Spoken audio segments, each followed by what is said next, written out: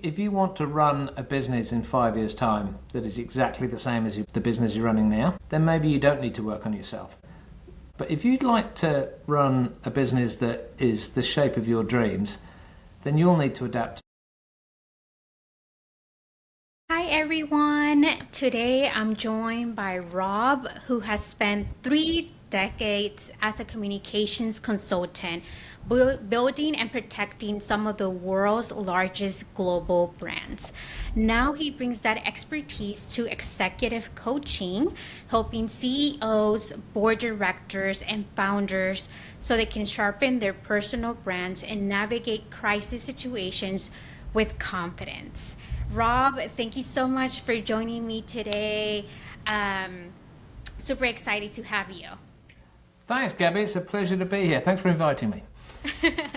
Well, the question that I usually start with any guest here on the podcast is, tell us a little bit more about yourself. So, you spent 30 years in brand communications working with massive global brands. What made you transition into coaching individual leaders? How did that happen? It's a great question. I think it's all about the people, Gabby. When we look at some of the crises that I was dealing with, and not just crises, but also building brands, with Ogilvy Public Relations, the relationship was as senior as we could get it. And when there was a problem with someone's brand, our job was to go in and to make it be presented as well as possible and to stick to the values of the brand. And what I found was that many of the CEOs that were working through large crises were also under enormous pressure themselves personally, because often their career is on the line and they've got a lot invested in terms of the success of the brand.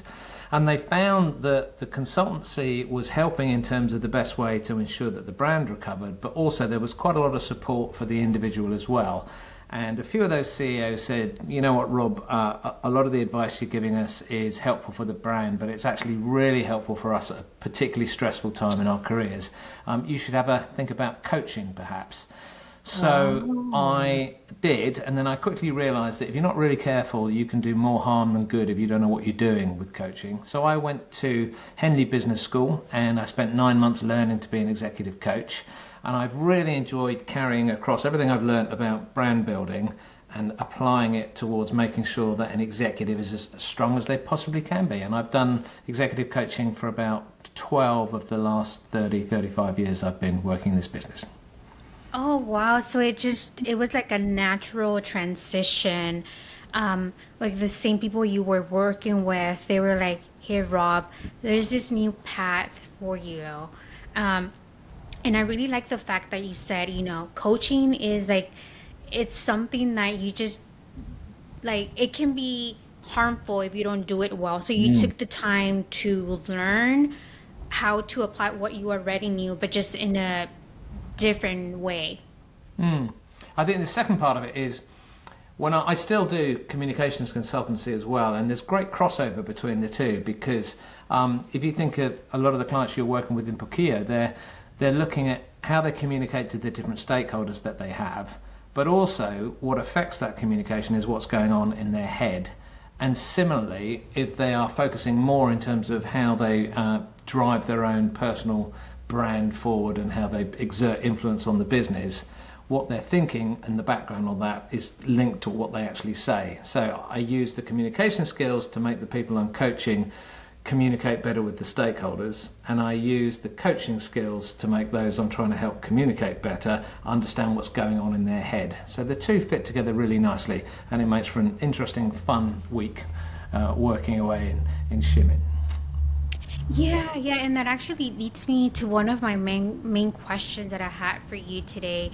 I took some time to write some questions just based on previous conversations we've had, and one of them was, yes, when leaders don't have clarity on who they are, what does that day look like? Like on a day-to-day basis, and then when is it obvious that they really need help? You mentioned the communication aspect. I think maybe that's key, right? Yeah, I mean, you've hit the nail on the head in terms of the importance of knowing who you are. And it's actually not that easy to do because as a CEO or a really senior executive in a company, you are projecting an image of authority and you're giving confidence to the stakeholders who are looking to you for leadership. But sometimes you may have some doubts and fears in your own mind. Excuse me, and it can be expedient to sort of push them to the back of your mind so that you just project this air of confidence the whole time. But actually, if you know yourself really well, you can show some vulnerability, which can make you much more relatable. You can also question the things that you're concerned about, because some of the best aspects of a strong CEO are their instincts. And for someone to understand what's driving an instinct, they need to understand their own value-based system, and they need to marry that to all the experience they've had over the years of driving a brand, so that they arrive in decisions that are true to the brand that they're trying to support, but also don't compromise what they believe in. And one of the things I said I've done quite a lot of crisis work. You have to make decisions much more quickly than you would when you're not in crisis. And it's helpful to know this is where I am prepared to go with this and no further, because that fits within my structure of values. And this is what we need to do with the brand. And I think it keeps CEOs sharper in terms of their response, faster in terms of fixing a problem, and also always remaining true to their own values, etc. Got it. Yeah, because so I'm still working full time as I try to grow my business Poquillo on the side. And I've had experience working with CEOs in early stage startups. That's kind of where I've gathered most of my experience. And something that I noticed with these CEOs, they do have a lot of pressure, especially in this early stage, right, of the company, where they're like, we have to make it, because the risk amount is just so high at that stage. And a lot of the CEOs, because of that pressure, when crisis comes, they think that they're the ones that are always responsible for failures and they have to somehow fix it. And that can create a lot of stress. And I think in a prior conversation we had, you mentioned how during those times they can release their real selves. So even if they don't mean, they can be come across as very angry with the employees, and be and then the employees are did I do something wrong? It's just a whole ripple effect. Could we go a little bit more into that? Well, first of all, I'll have some sympathy with them, but also with some of the startups that you're working with, because I've been out in this annex, which is my office, for 21 years now after leaving Ogilvy, and I've had a fantastic time. But I completely understand the pressures on smaller organisations that are trying to grow, because you feel responsible for every single aspect of every area of the organisation. So there's sympathies there. If you scale that up in terms of a CEO of a larger company that has managed to scale, they feel that they have to manage their own persona so that it fits the shape of the CEO, because there's certain expectations there. So what you'll find is some leaders have done a really good job looking very closely at what their strengths and attributes are and make them as amplified as possible, so that when you walk in the room, you're delivering against all of those strengths. And then they manage like crazy the small things that might be holding them back.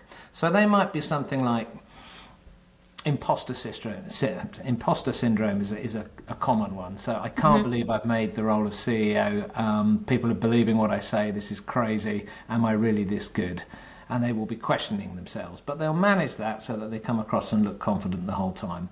Or they may have such a drive to get the job done that they're quite tough and dictatorial with their team, and they can sometimes come across as overbearing or overly aggressive. So they'll go away and they'll manage that really, really carefully, and they'll take a deep breath when they feel that bubbling up inside them, and they'll be able to be cool as a cucumber and deliver the lines in a way that make people relate to them and happy and comfortable. When you transfer that boss into an incredibly high stress environment where the stakes are enormously high, you'll sometimes see that facade of management on the issues that are negative as parts of their personality just fall away a little bit. And what I've seen a lot in managing crises is it's a great way of really testing the true character of some of the leaders that sit in the middle of them. Because if there are any flaws, it's during those high pressure moments that you might see them.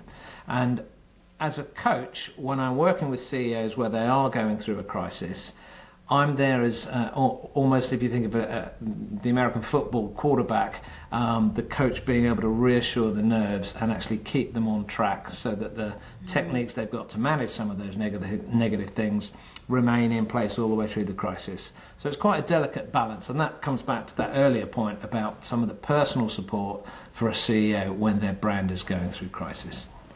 Got it. And so right now, this will be more of a reactive where like a crisis happens and then they're like, I messed up, and then they call you, or is it more like you have a process where you walk them through like pillars and then you're like, let's imagine that this is happening.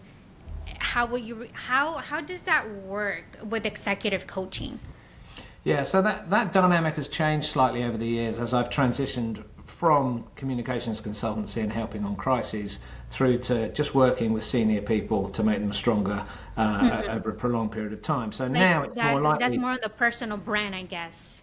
Yes, personal brand, and also leadership strategies and how they show up in terms of all the different scenarios that a leader needs to make their influence known. So it may be that I'm working with a CEO and something rolls through the organization that requires help, or occasionally, because I've done a lot of work in crises, I may get a call to say, could you assist us on this? And my position usually is to sit between the CEO and the board and some of the public relations organizations that are helping advise them, be it an external agency or the in-house PR team. And I'll sit there as a fairly experienced set of eyes. I've been through an enormous number of really big crises, and we'll look at where the story's going. We'll look at how you need to adjust the messaging to make sure that you're true to the values of the brand, but that also you're doing the best for the different stakeholders that are involved in the crisis. And one of the things I do is stakeholder mapping to look at, we've got some customers over here who are really unhappy about this. Why are they unhappy, and what might we need to do as a strategy to fix that? And if we do that, how will that impact this other stakeholder over here, which is the investors in the company? So if we spend too much money to fix the problem, they may be less happy than the customers who've had that solution. So we need to make sure that we explain why we're doing it. And very often that rationale is to talk about the long-term health of the brand, in that we would rather have a slightly higher bill now, but win and retain the goodwill of our customers going forward, rather than having a really expedient fix, which is cheap, but kills the brand further down the line. And then there's employees that you might want to think about in terms of what is important to them through the crisis. Then there's the regulators, the governments, partners that you're working with, all sorts of stakeholders. So it's an ability to be able to look holistically at the best pathway through. Got it. So yeah, this is like very focused on the crisis aspect, right? But if we zoom out and like they just want to be better leaders in general. Yep. How do you have like a personal brand framework that speed ups their decisions, yet they are careful of what they're doing in the long run? How does that work since you've transitioned more from crisis to executive coaching? Yeah, if we look at my Ogilvy days, we would look at a big global brand, and you can create a blueprint in terms of what the brand's all about. So that might start at the top with what's the brand promise. So when you think of a brand, what do you think that brand's going to deliver for you? It might be extreme luxury, I absolutely love the idea of driving that car, or it may be wonderful comfort. This clothing is always fits beautifully and makes me feel really secure and warm inside. Whatever that brand promise is, we then drill down one layer beneath that and start thinking about the attributes of the brand. So the best way to think about that is, what would people say about that brand when you or the brand isn't in the room? And I quite often spend time with executives looking at their own brand and say, what do you think's good about this brand, and how do we bring that alive? So maybe get 4 or 5 of these brand attributes, and then underpinning that is, what are the values of the brand? What do we stand for as a brand? What will we do and what will we not do when under pressure? And from that, you're able to build basically a brand blueprint. So a personal brand takes that and applies it to an individual. So Gabby, when you work with some of your Pokio clients, when they come online with you and they start talking with you, they'll have an expectation about what the experience is going to be like, and then you'll make it real by being yourself, and they'll see some of those things that they love about you, and then you'll give some insight that absolutely cuts through the challenges of working on your own in a smaller organization and building it and scaling it, and they'll see that you have experience there, so they'll trust you, and then they may understand that you've got a wide range of different clients, and Pokio has been helping businesses in all sorts of different areas, but there's some wonderful common themes across them.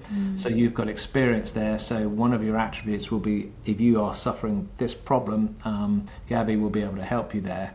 So all these attributes then build towards a sense of what Gabby will bring to the party. And then there are things that underpin that in terms of your values. And they'll know you for, it might be honesty, integrity, smarts, whatever it is, some of the things that are germane to who you are. So they get a really nice picture of you. So that's a really great exercise to do. And the process that I take people through is I work with a great psychologist who will do psychometric testing on the individual to really understand what their personality is. And then he will sit down with me and say, these are the strengths of this person, but here are some of the potential weaknesses if those strengths are overplayed. So they're really decisive, but if they overplay that trait, they may come across as dictatorial, my way or the highway. Wow. Okay? And then they'll spend an hour and a half with the executive that I'm working with and really work through it so they understand where they are personality-wise. Then I'll go to some 360-degree interviewing, so I'll talk to maybe 5 or 6 colleagues, maybe a chairman above the CEO, maybe some peers in terms of people on the board, and maybe a few direct reports in the organisation, and maybe someone external to the organisation. And I'll ask them, what do you think about this person? Does she really live the values? How does she come across in meetings? What is her drive to succeed, etc.? So I've got a lovely picture from that. And then I'll feed that back to the executives so they've got a true picture of how they're perceived. And then we work on the personal brand, which is who they are and who they want to be. And once we've got all that done, you get to the really useful bit, which is how do we apply that brand in different scenarios? What are the behaviors that are true to that brand? So if you think about your clients, Gabby, they will face all sorts of challenges through their working week and have to make quick decisions, and they're trying to sum up all the external factors that will influence that. But if they know who they are and how they would normally respond on something like this, A, they'll deliver a solution faster, but B, they'll avoid those little slip-ups, those sort of banana skin moments where we do something slightly out of character because of pressure and we regret them because it erodes the quality of our brand. So it's about on-brand decisions delivered quickly. Wow. Okay, you go deep. Like, I didn't explain. You said I work with a psychologist. I was like, whoa. Like, you take your job serious, right? Like taking time to really analyze them holistically, and then making time to meet with like people that know them and work with them on a day-to-day basis, to really understand who they are. Because I do think that sometimes we think we are positioning ourselves in some way, but then once we talk to others, or like, actually I perceive her in this way and you didn't know that. So I think that is very, very helpful. Again, just drawing back from my experience, I've had times working with managers in the past where they thought they were being super nice, super helpful, but for me, it was like perceived as they were talking to me in this tone where I didn't know what I was doing. So I tried to avoid that person because of the way they communicated with me. So I think it's so great that you take your time in doing all of that work to then help that client in a very strategic way. I mean, you've hit on a really good point there. So people process information very differently, and your personality would dictate that. So your experience there of having someone where you feel they're being somewhat negative towards you, if you were to quiz them on what just happened in that conversation, they probably would have no clue that you reacted like that. And the reason is that they may require the information to be given to them in a different way to someone else. So I work with some executives who are quite introverted and who are very analytical. So you might tell me, Rob, I think we need to increase the price by 10%, and if we do that over the next 2 months, we'll hit our targets. Now, if I was a consensus manager and I might say, hey, Gabby, if you think that's what we should do, great, let's go do that. And you'll go away thinking, brilliant, Rob's listened, he's given me the green light, I'll go do that. But I might be a more analytical character and say, well, Gabby, how did you arrive at 10%? Did you consider 12% and 8%? Okay, I want to hear what your decision factor was there. How many people did you talk to on this?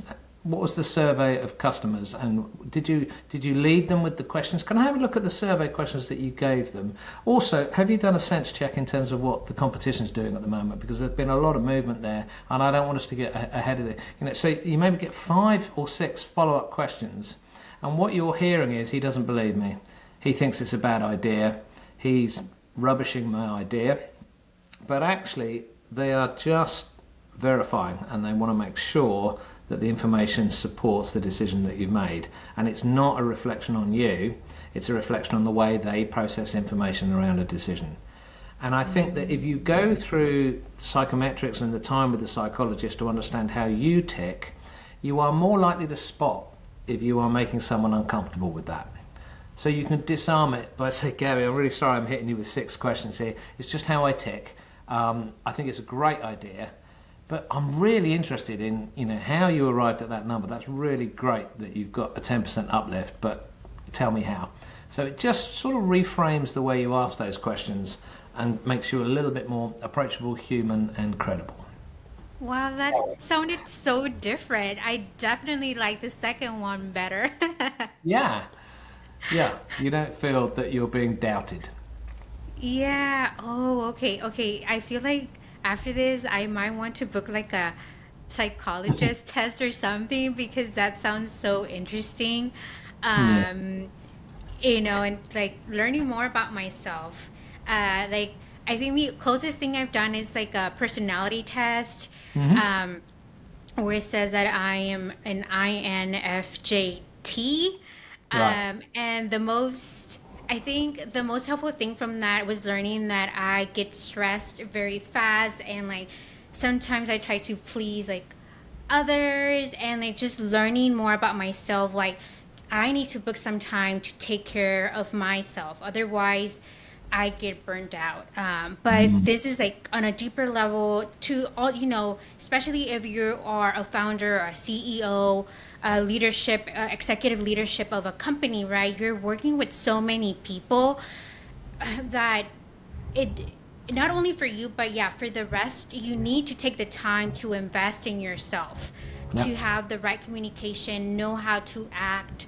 And it kind of leads me to that question: how do these folks know they need executive coaching? Is there like something particular that happens that triggers them? What what are the patterns that you see?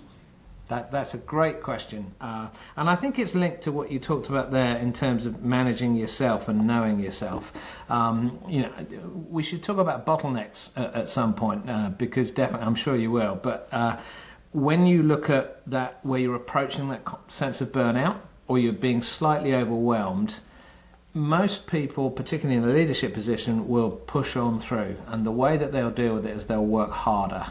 And you can get into this cycle of, one of the ways I explain it is, if you think of a big cardboard box, okay, and someone gives you a load of different coloured balloons, and you've got to put the balloons in, and the first one is a red one, and that represents the amount of time you spend in a week at work. So you pop that in the box, and then you get a lovely green one, which is time with family, and you pop that in, and you get a yellow one, that's exercise and my relaxation time, and then you've got a blue one, which is kind of background reading, so I get more knowledgeable and stuff. And you put them all in, and then you have to close the flaps of the cardboard box, but they won't quite close because the balloons are just overinflated, and the box represents the finite number of hours in a week.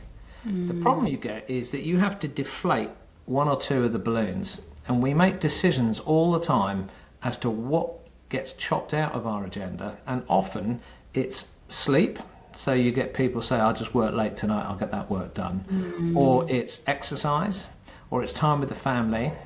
And we kid ourselves that it's a temporary measure.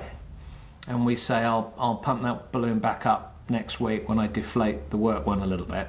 And of course, what happens is eventually the new shape of the balloon solidifies. And you think, I haven't been to the gym in 6 months because I've been so busy. And you're getting your body is changing shape, you're dropping in energy, and because you've deflated the sleep balloon as well, you're not as sharp as you used to be in the office. And that means that the work and the red balloon is requiring a slightly fatter balloon to get the same amount of work done, so you may have to decrease the other two again. And you can see how you get this knock-on effect of someone becoming less effective and closer to burnout.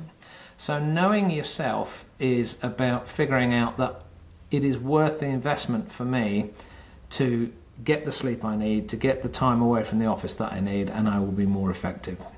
It's a nice analogy of a way of looking at how we manage that time, Gabby. Yeah. Ah, I see. Wow. That's a great analogy. I like that. Yeah, and so I focus on, like, if you have operational bottlenecks, you're a founder, and you are, just suffering your stress, you don't know how to fix your business operations. I come in, diagnose what's wrong, and then I guide you on how to fix it. But then for you, I just feel like this is a common theme of, like, a leadership bottleneck, if that's what we could put it under, right? And so I think the focus has been on, like, becoming a recovered bottleneck in this leadership sense. And we sort of, like, sprinkle different things of that you can do or you can consider doing. But if we could give them some, I guess, action items to do right now, what do you think is that low-hanging fruit? Again, it's a good question, because when you think about scaling, there is a transition from doing everything yourself and being the driving force behind every single aspect of the business to suddenly having an influx of money from a round of funding. And you as a leader need to be as effective as you can to make that investment pay back and give a good ROI to the investor. And doing it yourself often isn't the right way to do that. And also, you get some of the perfectionism that has got you there, getting in the way of the execution that things need to be done at pace. So I've talked a lot about coaching being more about knowing yourself, and key to that is knowing what you're really good at and what you're less good at. So the first thing to look at is to prioritize the things where you make the biggest possible impact, and to look at the areas where you're less strong and give those to someone else. And when I say give them to someone else, you need to be confident that you've hired the right person and that they will get the job done. Because if you delegate to someone and constantly come back and nanny them towards the solution, then it's frustrating for them and it's time consuming for you. The second thing in terms of not being the bottleneck is to look attitudinally in terms of what success looks like. They say that good is the enemy of great, which means that if good isn't good enough and you're constantly striving for absolute perfection and greatness, you just won't get the stuff done that you need to. And one of the analogies I use quite a lot is tennis versus volleyball. So if you think about a tennis game, the ball comes over the net and your job is to just send it back over. And that's great, but then you wait for the next thing to come back. If you can keep the ball on your side slightly longer and just say, right, actually there's 3 aspects of this that I can get done, make the decision against the theme that you're working with, get them done, and then move that agenda a little bit faster. And part of those 3 hits on the volleyball might be, I'm going to delegate 2 of those things. So you invest the time to get other people tasked with doing it, and you give them full responsibility and accountability for it, and you trust them to get it done. Those are some of the things that will start to gently move a boss away from being a bottleneck and slowing things down. Whoa, those are some key insights from an expert that has done this, has worked with leaders for such a long time. If you're hearing us, I would encourage you to get out a pencil and write this down and take action. And Rob, I would say, I think there's probably maybe just like one person in the audience that's still saying, Rob, Gabby, I hear you, but still, I don't see why I need to like spend time, right, on this leadership bottleneck that I know that I have. Like, why does this really matter? I just don't really see the value of like spending time taking off from work to really work on myself. Is there like a one liner or something that you want to say to those individuals? Yeah, I think if you want to run a business in 5 years' time that is exactly the same as the business you're running now, then maybe you don't need to work on yourself. Provided that you can continue to deliver the service and people will pay for it, don't work on yourself. But if you'd like to run a business that is the shape of your dreams, then you'll need to adapt as well. And it's amazing how far we can go in that adaptation. But it starts with a journey of self-discovery in terms of what are my strengths, how can I amplify them, and how can I minimize the impact of the weaknesses. And if you do that, you'll find yourself doing a different job in 5 years' time, and that can be really, really rewarding on many levels. It needs to start with you. Mm-hmm. Wow. Okay. And then one question that I always like to ask, because I know that after hearing this, every episode they have a bunch of like action items that they need to do. And maybe after hearing this episode, they're like, Rob, Gabby, I'm actually a leadership bottleneck and I didn't know I was one. But what's one permission you want to give them as they uncover this new information and now they need to do something about it? What's one permission you want to give them right now? I think acceptance and not beating yourself up over it, because we quite often, as successful people, focus on the things that we're not doing well because we want to switch them. And actually, if you think about large political campaigns, we divide the voters between people that absolutely hate you, people that are pretty neutral towards you, and the people that really love you. And most political campaigners will tell you you'll get much more traction working on the people who love you, to try and make them ambassadors that will be infectious for other people so that they'll love you as well. And the return on investment on focusing on the good stuff is going to be much more beneficial than grinding away on trying to fix some of the things that are not great about you. So if you're going to accept the things that are not great about you, put a little bit of time in to make sure that you have strategies to give those functions to someone else. And if they are part of your personality, that you put in place some coping strategies that they don't derail you and cause you to be less effective as a manager. But then you really focus on what you're great at. So you become a sort of a superpower version of yourself on the things that work. And again, a coach can help you, understand where the blind spots are, deal with them, but really, really be a cheerleader for strengthening the things that have got you where you are today and that will propel you to the next level.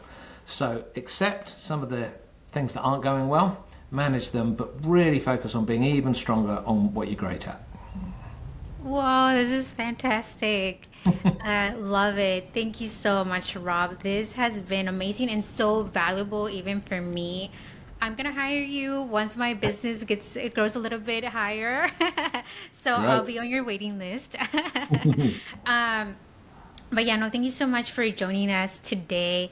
And to everyone that's listening, here's the truth. The biggest bottleneck in your business sometimes is not your system, your processes, or even your team.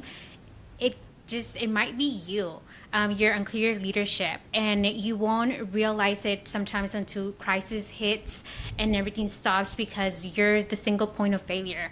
And but the thing is that there's a path to recovery. There's things that you can do to, just get yourself in a better spot, and that will help you and your business and the people around you.